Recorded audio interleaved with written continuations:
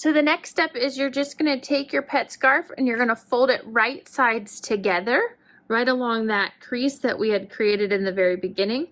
And you're just going to pin or clip all the way around. So the wrong side is going to be facing you. So the back side of the embroidery, the just circular flat part of the snap are going to be the two sides facing you. You're going to pin this all the way around. And then we're going to take and we're going to stitch with the sewing machine all the way down. We're going to leave about, depending on the scarf size, a 2 to 3 inch opening here and continue around all the way up using a 3/8 inch seam allowance. So now I've brought my scarf over to the sewing side of the machine and I'm just going to stitch with a 3/8 seam allowance. I do like to back stitch at the beginning, making sure to always pull out your pins. Stop with my needle down. Make sure you leave that hole so that you can turn it. And I like to tie off or back stitch right at the edge of where I'm going to turn. Once I have everything stitched, I like to trim off the corners. And I usually double clip them, or the points I should say, down here at the end. Get rid of that excess bulk. And you can even do that up here at the top corner. Just make sure you don't cut through your stitching. You can trim that corner off a little. It's just going to make it easier to turn all those points without so much bulk in there. So I'm going to do it on these corners as well.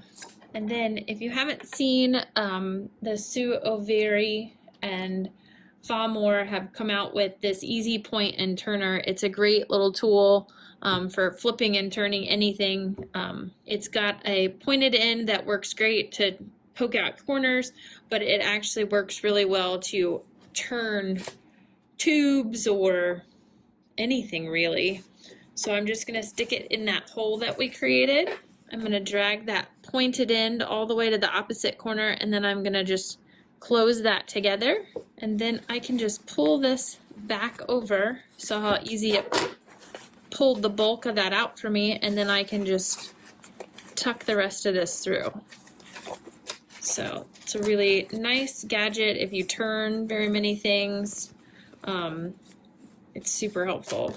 And then again, it's got that pointed edge, so I can stick that back in the hole that I created, and I can poke out my corners, all of my corners. So I did my top one, and I'm going to drag it down to that first bend all the way down to where my point is, poke out my point, drag it back up this side, get that point and this top point. Everything's nice and flat. I'm going to turn under that opening so that it lines up nice and straight. And then I'm going to take it to my ironing board. I'm going to spray it with a little flatter and press that all. And then we'll top stitch just from the corner down and back up. And then we will be all ready to hook this around our dog collar, our cat collar, and put it on. Super cute, fun project. So let's take it to the ironing board and then we'll finish up that top stitching. So now I've just brought this over to my ironing board. I've got that opening folded in so they line up nice and pretty. I'm gonna give it a little spray. I'm gonna touch it with the warm iron. I am doing this on my wool mat. I love my wool mat. If you don't have one of these, it's definitely worth looking into. It makes it really nice and easy to press things that have a little bit of texture to them, like embroidery. It's great for pressing seams, for quilting. Just allows you to kind of get down inside some of those areas between the embroidery that you can't do otherwise. Just make sure with the leather you're not ironing over top directly of the leather. We don't want to scorch it or melt it. So I've got everything nice and pressed. I'm going to take it to my machine and I'm going to top stitch along these bottom edges. Next thing we're going to do is we're going to top stitch along the edges here. We're not going to do these top edges here where the collar goes. We're just going to go from the corner angle and do that 45-degree angle down both sides. I'm using a narrow edge foot with a guide. I have the ability, I can move my needle position left or right. You could use a blind hem foot for top stitching, works nicely. A bi-level top stitch foot works nicely. So there's a lot of options there if you don't have something that makes guiding your fabric in that nice smooth straight line a little bit easier. I would definitely look into one of these types of feet. They really make your top stitching look professional and finished because they keep it very straight. I also like to lengthen my straight stitch when I do a top stitch. I usually use a 3 or a 3.5 depending on my project. So I'm just going to stitch along the edge here.